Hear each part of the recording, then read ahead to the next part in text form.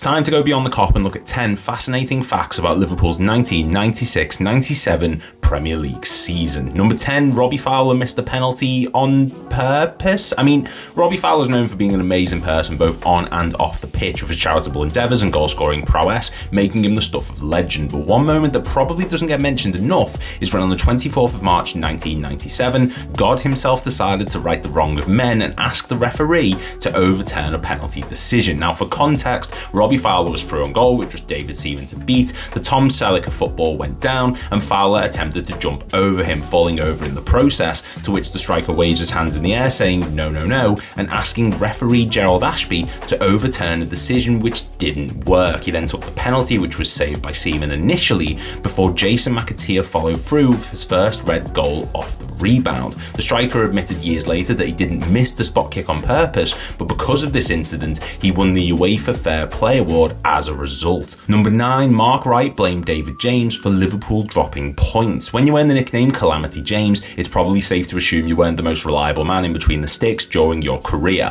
And to be fair, David James was our best signing of the 92 summer window, but that's like saying a fist to the face is better than a kick to the balls, a sentiment which Mark Wright shared as revealed in the reflection he gave towards the 96-97 season, with the former defender saying that the squad at the time was more than capable of actually winning the league, but they threw it away themselves with stupid mistakes, naming David James in the process, saying, "I remember some of the games we lost and the way we dropped points against certain sides. David James dropped a few clangers, and I remember them because in certain games he didn't have anything to do. Then all of a sudden he thinks he's got to be involved in the match. He'd come rushing out, and all of a sudden you'd be 1-0 down. Under the bus you go, David." Number 8, Jamie Carragher was taken out of the squad on his debut and then put back in. On the 18th of January 1997, a moment in Liverpool history was made when academy player Jamie Carragher made his first Premier League start for the Reds and scored in the process during Liverpool's 3-0 victory over Aston Villa. But what some people may not know is that Carragher's position in the starting 11 was under threat of being taken away from him.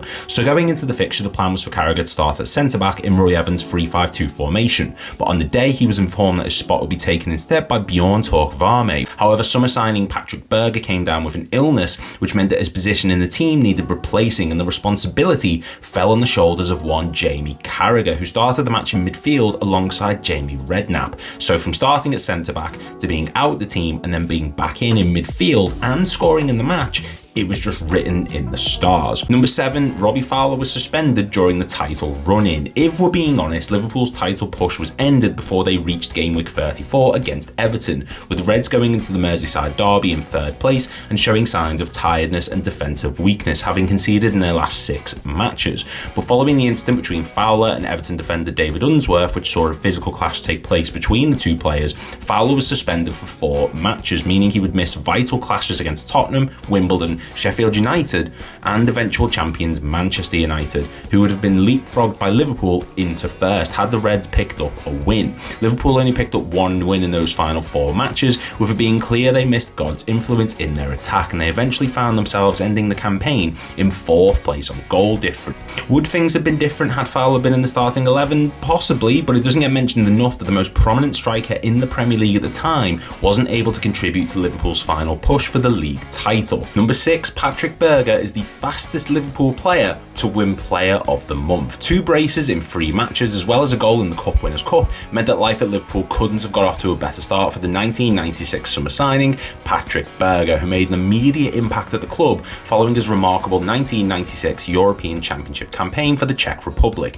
which saw him sign for just £3.25 million and winning the September Player of the Month in the Premier League in 1996, an achievement which was also record-setting because it was the fastest a player had won the award at Liverpool after making their debut for the club. Sami Hyypiä, who signed in May of 1999, didn't win the award until November of that year. Stan Collymore, who we signed in July of 95, won the award in January of 96, and even the likes of Michael Owen, Robbie Fowler, Steven Gerrard and Fernando Torres didn't achieve the award as fast as the man with the perfect left-footed shot did, with the next fastest being Mo Salah in 2017, who joined the Reds in July and won the award in November of that year. year. Number 5, Collymore and Evans' relationship turned sour. One of the great shames of the 90s for Liverpool fans was the quick flash in the pan that was Stan Collymore, with the former Nottingham Forest attacker only staying with the Reds for 2 seasons before a sale to Aston Villa and forging some terrific memories for fans of the club, the most notable being the winner in the Newcastle United match the season before.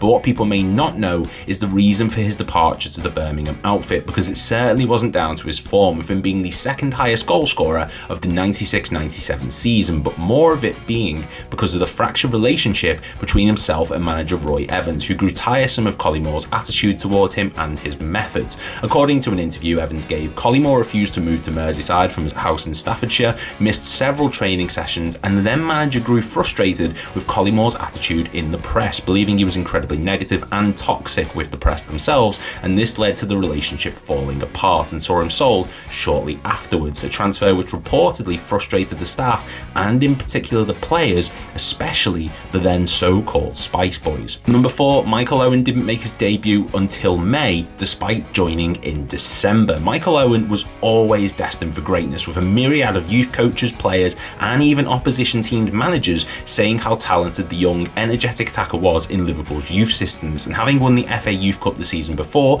it was all set that he was going to make the leap into the first team fold sooner rather than later, and on his 17th birthday the striker was offered his first professional contract. However, despite the narrative being that Owen immediately burst onto the first team and forced Robbie Fowler out of the pecking order slightly, he didn't in fact make his debut for the club until the 6th of May 1997, when he came off the bench against Wimbledon, scoring his first goal and being the only positive in a 2-1 defeat during the final push for the league title, a moment which set the tempo for a fast-paced career on the pitch for the Reds. Number 3, January was a major disappointment for the club. Look, the 96-97 season didn't have a lot going for it, so humour me with some of these entries, thank you very much. One thing that wasn't humorous, however, was Liverpool's January of 97, the month and year that I was born.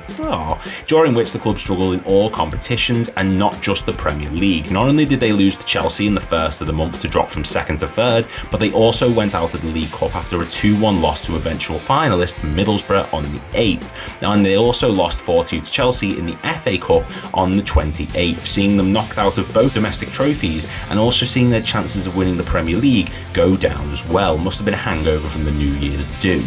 Number 2, Sir Alex Ferguson was tactically obsessed with Steve McManaman. In the words of Peter Schmeichel during the 1998 ITV documentary The Alex Ferguson Story, all team talks became groundhog team talks, with Sir Alex Ferguson becoming tactically obsessed with stopping Steve McManaman, who had become one of the Premier League's best players between 95 and 98. According to Schmeichel himself, it became a major fixation, as he was quoted as saying, "We've heard it every time we're playing Liverpool, McManaman's doing this, McManaman's doing that, we know that." And during the 96-97 season, it reached the pinnacle, with United deploying a man-marking system on McManaman, which played a massive part in their 2 victories over the Reds during the campaign.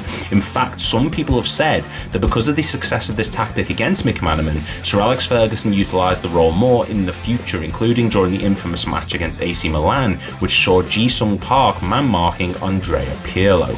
And number 1, John Barnes was still considered the best player in the Liverpool squad. 96-97 felt like a massive shift in Liverpool's direction as a club, with the final remnants of the pre-Premier League squad departing for pastures new after a long period of time. And no one in the current squad epitomised that more than John Barnes, who for the 96-97 season was his swan song campaign for the Reds after spending 10 years at the club. But at the age of 33, and despite the emergence of players like Robbie Fowler, Steve McManaman and Jamie Redknapp, John Barnes was still regarded by the squad as the best player at Liverpool at the time, with Jamie Carragher stating that technically he was the best player he ever worked with and is a contender for the best finisher of the ball in Liverpool's history. Not only that, but he also said if you speak with the players from those great Liverpool sides and ask them who the best player they played with was, they will all say John Barnes. Perhaps not a shock, but it's a true testament to one of the all-time greats of the club.